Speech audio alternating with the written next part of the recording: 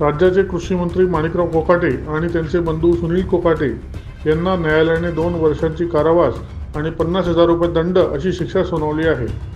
सन 1995 मधील एका प्रकरणात त्यांना ही शिक्षा झाली आहे। तत्कालीन आमदार खासदार यांच्या कोट्यातील आर्थिक दुर्बल घटकांसाठी देण्यात येणाऱ्या सदनिका मिळवताना कागदपत्रांची फेरफार व फसवणूक केल्याचा त्यांच्यावर आरोप करण्यात आला आहे। या शिक्षेमुळे माणिकराव कोकाटेंच्या आमदारकीवर टांगती तलवार आली आहे। माजी मंत्री तुकाराम दिघोळे यांनी 1995 मध्ये माणिकराव कोकाटे यांच्या विरोधात सदनिकांच्या घोटाळ्यासंदर्भात दावा दाखल केला होता। 1997 मध्ये तत्कालीन उपजिल्हाधिकाऱ्यांच्या तक्रारीनुसार गुन्हा दाखल देखील करण्यात आला होता।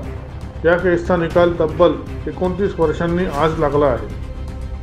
नाशिक जिल्हा न्यायालयाने हा निकाल दिला आहे। तत्कालीन आमदार तुकाराम दिघोळे यांनी माणिकराव कोकाटे आणि त्यांचे भाऊ सुनील कोकाटे व इतरांविरोधात चौकशी करत तक्रार केली होती। यात माणिकराव कोकाटे व त्यांचे बंधू सुनील कोकाटे हे आरोपी नंबर 1 व 2 होते। कोकाटे यांनी सदनिका मिळवताना स्वतःला आर्थिक दुर्लभ घटक दाखवले होते। शहराच्या मध्यभागात एका इमारतीमध्ये एकूण 4 सदनिका माणिकराव कोकाटे यांनी बनावट कागदपत्रे दाखवून मिळवल्या होत्या। नंतर इतर दोघांच्या सदनिका स्वतःकडे घेत बेकायदेशीर बांधकाम व अतिक्रमण केल्याचा ठपका त्यांच्यावर ठेवण्यात आला होता। या सुनावणीला माणिकराव कोकाटे स्वतः जिल्हा न्यायालयात हजर होते।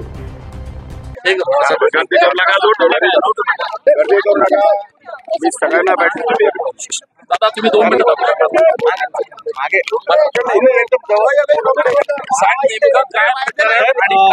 शिक्षा सुनावण्यात आली आपल्याकडे काय नेमकं? हे बघा, ही राजकीय केस होती। गेल्या 30 वर्षापूर्वी ही केस रजिस्टर झालेली आहे। त्यावेळेस दिघोळे साहेब राज्यमंत्री होते। माझा आणि दिघोळे साहेबांचं राजकीय वैर होतं आणि त्या वैरत्वापोटी त्यांनी सरकारला सांगून माझ्यावरती ही केस केलेली होती। त्या केसचा निकाल 30 वर्षानंतर आज पहिल्यांदा लागलेला आहे। मेहरबान न्यायालयाने त्याचा निकाल सुनावलेला आहे। निकालपत्र हे मोठं आहे, 40 पानाचं आहे। मी अजून वाचलेलं नाही। वाचून त्या संदर्भात मी आपल्याला व्यवस्थितपणे मार्गदर्शन करेन आणि त्यासाठी मी अपील या ठिकाणी करण्याचा निर्णय घेतलेला आहे। आपल्याकडनं जामिनासाठी काही या ठिकाणी जामीन तर नियमाने कायद्यानुसार जे काही करता येईल ते सगळं केलेलं आहे। साहेब, पण जे सरकारी पक्ष त्यांचं असं म्हणणं होतं की आपण उत्पन्न कमी दाखवलं आणि सरकारचे सदनिका ह्या लाटल्यात आणि जे 4 फ्लॅट घेतलेले होते त्यापैकी 4ची आपण आणि आपल्या भावाने ताब्यात त्या संदर्भात मी अजून जजमेंट वाचलेलं नाही। सरकारी वकिलांचं काय म्हणणं ते मला माहिती नाही।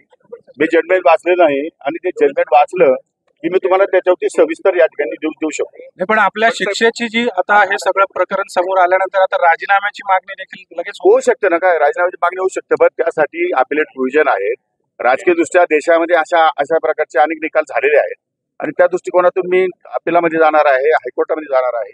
त्यामुळे न्याय मागण्याचा अधिकार जसा न्यायालयाला निकाल सुनावण्याचा अधिकार आहे तसा न्याय मागण्याचा अधिकार मला पण एक नागरिक बनून जेव्हा मी वरच्या कोर्टामध्ये न्याय मागणार। आपण 10% साहेब वर्षापासून जर बघितलं तर कृषी मंत्री अब्दुल सत्तार असतील, नंतरच्या काळामध्ये धनंजय मुंडे असतील, आता तुम्ही एकूणच कृषी मंत्री बाबाने आज उपलब्ध झालेलं नाही ना। हे कृषी मंत्री झाल्यानंतर हे प्रकरण मुळात 30 वर्षापूर्वीच आहे। त्यामुळे आज झाले ज्यावेळेस मी राजकारणात जस्ट प्रवेश केला होता, मी त्यावेळेस आमदार सुद्धा होतो की तुम्हाला माहित नाही। त्यामुळे तो काळ आणि आजचा काळच्या मध्ये फरक आहे। त्याच्यानंतरच्या काळामध्ये दिघोळे माझे संबंध सलोख्याचे पण निर्माण झाले, पण कायदेशीररित्या एखादी केस रजिस्टर झाल्यानंतर जो काही नियम असतो त्या नियमान्वये ती प्रोसेस होत असते। उशिरा प्रोसेस झाली, त्यामुळे आज निकाल लागलेला आहे। आज निकालामध्ये मेहरबान न्यायालयाने जो काही शिक्षा सुनावली त्या संदर्भात मी रितसर या ठिकाणी जामीन घेतलेला आहे आणि आपल्याला या ठिकाणी जाणार। दैनिक भ्रमर, नाशिक।